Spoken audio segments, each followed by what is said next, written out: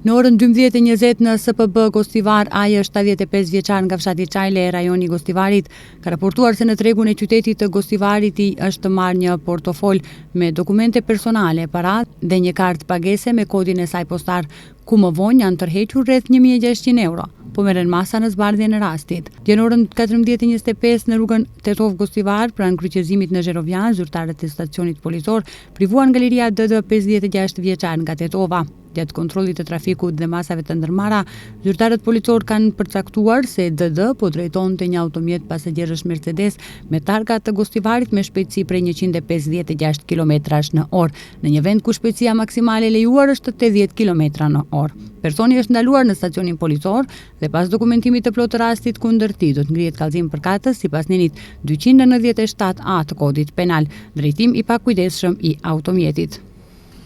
Dje në orën 14:10 në SPB Tetov, ish 68 vjeçar nga Tetova, ka raportuar se rreth orës 13:10 në rrugën Pohor Pçinski është sulmuar fizikisht me një mjet të fortë nga BSH, po merren masa për zbardhjen e rastit. Prom në ora 23:25, zyrtarët policor në SPB Tetov kanë privuar nga liria SHS 45 vjeçar nga një fshat i Tetovës, duke vepruar sipas një kallëzimi të mëparshëm se i njëjti e ka sulmuar fizikisht bashkëshorten e tij, 41 vjeçare. Pas dokumentimit të rastit do të ngrihet kallëzim përkatës.